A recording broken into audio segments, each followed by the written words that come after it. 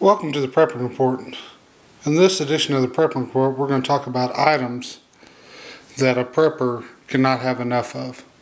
Now, this is not an exhaustive list, but I'm just going to go through some very basics and hopefully give everybody out there some ideas of what they could use to stock up on something that they know is going to come to use later. The first thing that we have here is reference books. I've got Dorland's Medical Dictionary and the Ball Book of Home Preserving. No matter how much knowledge that you think you have in your head, you could always use reference materials. This goes with everything from home repair to survival to food preparation to medical knowledge. Any type of reference book you can have will be a great addition. The second thing that we're going to look at is medical wise gauze pads. Of course, I've got an ab pad here, a bunch of different ab pads, and some 4x4s. You can never have too much gauze laying around. Eventually, especially if it's a bad situation or maybe the end of the world as we know it, you will eventually use all this. And cutting up strips of cloth to boil to maybe place into a wound or cover up a wound is not going to be a very enjoyable thing to be doing. So stock up as much as you can. This stuff will be good. The second thing here, I've got a twin pack of acetaminophen. These will use, I'm not a doctor, don't trust my advice for all medical knowledge, but I use these past the expiration date. They still work great. I bought these about 2 years ago, and I still got 2 years before they expire. Just any type of over-the-counter medication that you use on a normal basis, rotate it in, rotate it out. But you can never have too much of these laying around. Especially, what would you give for some Tylenol if you had a headache and you didn't have none left?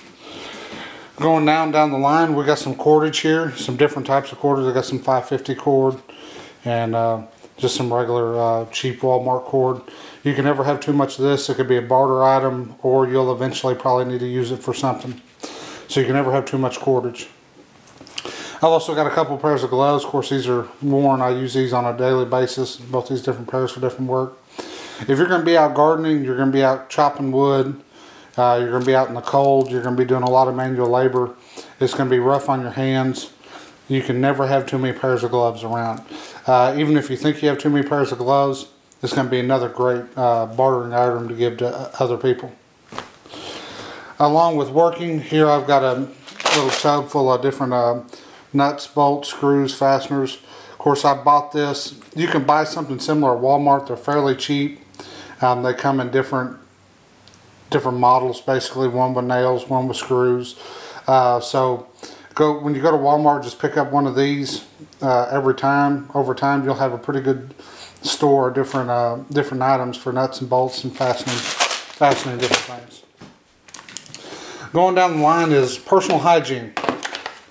I've got some toothpaste and a travel toothbrush and a stick of deodorant here. I don't think deodorant ever goes bad. I don't see an expiration date on it. Don't want to be stinking, so stock you up on some deodorant. The same with toothpaste and toothbrushes. Even if you run out of toothpaste, you can still use toothbrushes to brush your teeth, and proper dental hygiene is always good. So always remember to stock up on some of those. Next, we got a bottle of Everclear grain alcohol. This goes with all different types of alcohol. Number one, it's going to be a great bartering item. There's going to be people out there that want their alcohol. Number two, you can use this for medicinal purposes, wound cleaning, and other items. And you can also use some alcohol on making tinctures, which is another medicinal purpose. As we're going along through here, we got a little case of 22 long rifle rounds. You can never have too much ammunition, especially 22. 22 will be a great bartering item, probably be a currency. I'll trade you, I don't know, one chicken for 22 rounds. I mean, this could be, this is a great bartering item. Everybody's got a 22. Plus, you'll eventually use it. You can never have too much of that. That goes with the rest of your ammunition stores too. If you got a 30-06, you need to be storing 30-06 ammo. You can never have too much. Right here I've got a big Berkey water filter. You can never have too many ways of disinfecting water. This also goes with the ceramic filters inside. You can never have too many of those. Not just the big Berkey, have multiple ways of disinfecting water. Stand by one and we'll continue on with our video. Going on from the big Berkey water filter and as many ways as you can of disinfecting water, I've got a can opener.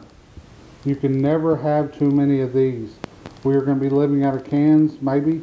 If you store a lot of number 10 cans, you'll be surprised at how quickly one will wear out. If you have 20 of these, you can buy them. They're pretty cheap. If you think you have too many, it's another great bartering item. How many people have spare can openers around and they're going to be staring at number 10 cans and using a hammer and a flathead screwdriver to try to get in them? Have can openers. You can never have too many of these. Down the line is different methods of starting fire. Here I've got a big lighter and I've got a blast match here. I've got other methods besides these. I just picked up these two.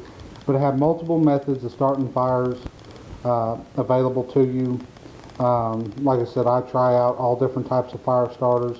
I like the blast match. We'll do a video on these here soon. But I have multiple ways of starting fires. Going on, we've got lubricants.